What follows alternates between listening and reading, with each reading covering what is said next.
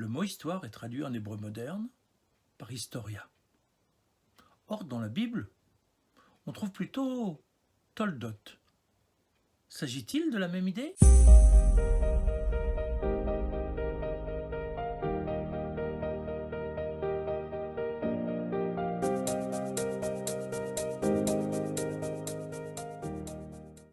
Tu as raison de poser la question, Ego, car de fait, ce sont là deux visions du monde qui s'expriment à travers ces deux termes.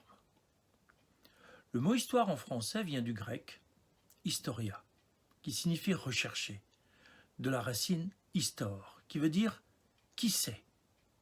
Ainsi, l'histoire est-elle une recherche en vue d'avoir une connaissance du passé.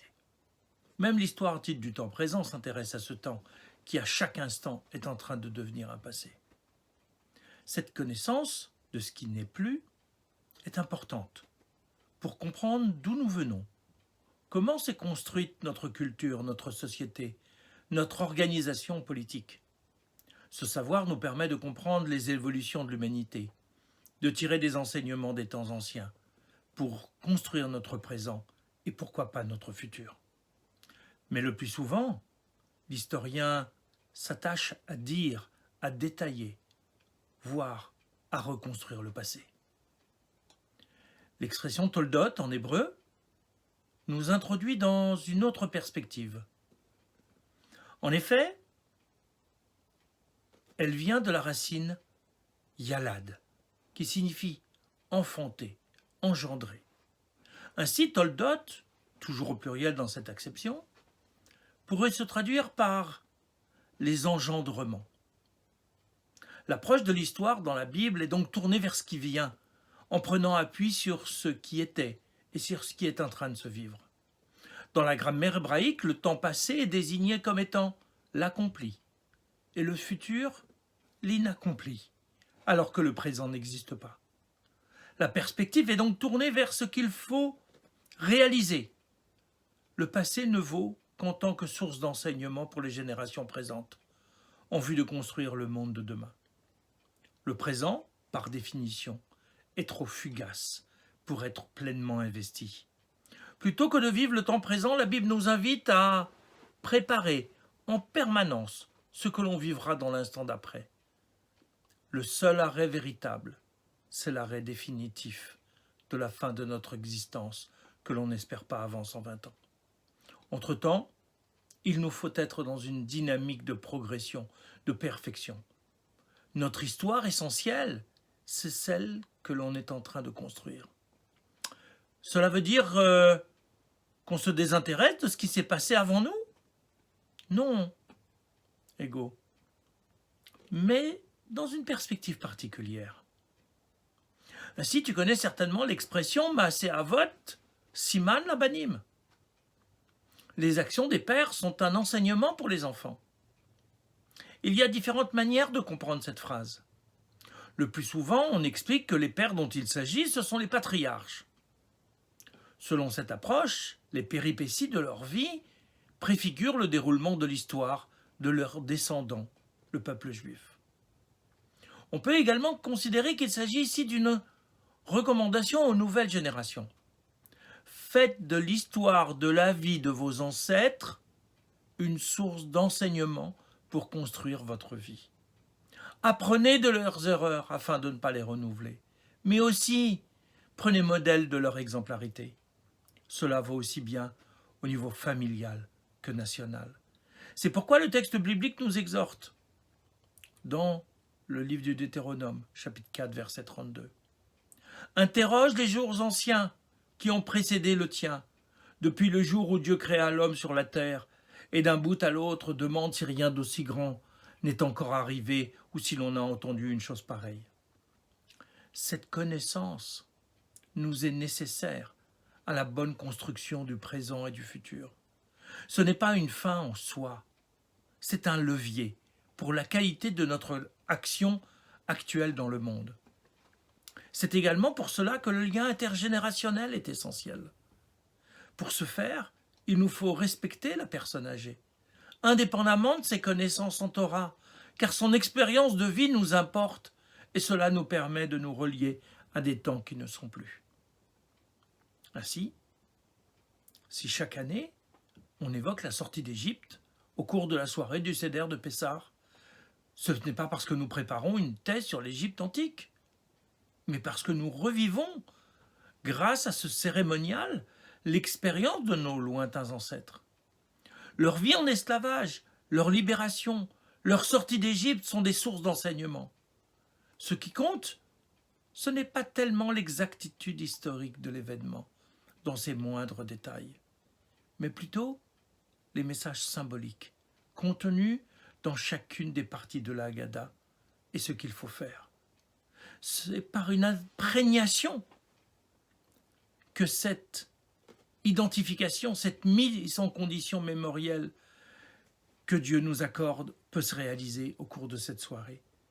La possibilité de ressentir l'élévation spirituelle qui était celle des Hébreux au moment où ils vivaient ces événements. C'est ce que nous confirme le Ramchal, Rabbi Moshe Chaim Lotsato, à la fin du Derer Hashem, la voix de Dieu.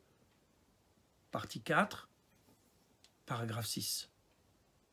Lorsqu'il parle de l'illumination spécifique que Dieu nous accorde lors de cette soirée, afin que nous puissions nous considérer comme si nous étions nous-mêmes sortis d'Égypte, et ainsi nous réinsérer dans le processus qui les a conduits jusqu'au don de la Torah 50 jours plus tard.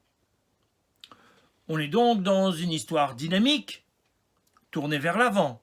Mais n'y a-t-il dans la Bible pas aussi une autre approche, plus négative, à travers le récit des catastrophes, des échecs? En effet, Go. Tu penses, j'imagine, au texte des lamentations du prophète Jérémie, prononcé sur les ruines de Jérusalem, détruites par les Babyloniens, ou encore aux jeûnes de deuil, comme le 10 Tevet, le 17 Tammuz ou le 9 Av, qui correspondent à chacune des étapes de la destruction du temple de Jérusalem et de la fin de la souveraineté du peuple juif sur sa terre. De fait, il y a essentiellement deux expressions dans la Bible pour évoquer le souvenir. Pakad et Zachor. Ces deux termes correspondent à deux réalités différentes. Pakad, c'est le souvenir du manque. Dieu se souvint de Sarah, au chapitre 21 de la Genèse. Elle était stérile, et le Créateur lui accorde la possibilité d'avoir un fils, Yitzhak, alors qu'elle était déjà très âgée. Zachor, c'est le souvenir qui doit mener à l'action humaine. C'est le cas à propos de Shabbat, où Dieu nous demande au Sinaï, « Souviens-toi du jour du Shabbat, Zachor, pour le sanctifier. » Chapitre 20 de l'Exode, verset 8.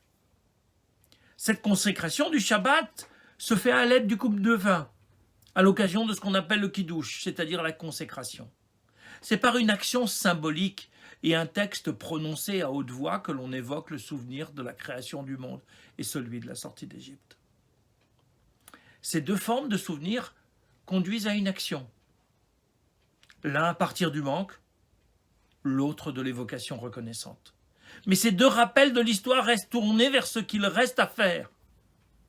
Ainsi même, les lamentations de Jérémie sont récitées chaque année le 9 Av à l'occasion de l'évocation de la destruction du temple.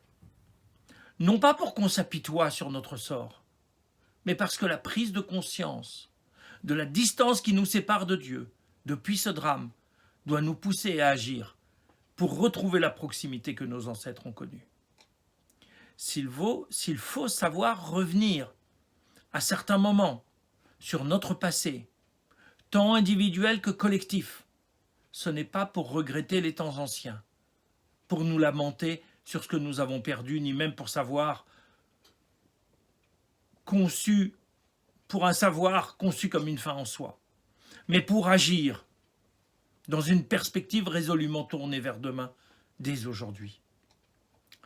La seule connaissance de l'histoire est impuissante à changer le monde ou les hommes. C'est pourquoi l'approche juive est orientée vers l'avenir. C'est ce qui reste à construire. La connaissance doit venir nourrir l'action. Cependant, ces améliorations ne se provoquent pas facilement. C'est nous qu'il faut commencer par changer, grâce à cet enseignement, afin d'espérer changer ceux qui nous entourent. Toldot, ce sont avant tout les engendrements de nos propres choix. Or, comme le dit la Gemara, celui qui est sage, c'est celui qui est capable d'anticiper. Mot à mot, celui qui voit ce qui est à naître, donc les conséquences de ses actes. C'est là tout le message de ce terme, qui nous invite à construire l'histoire pour ne pas la subir.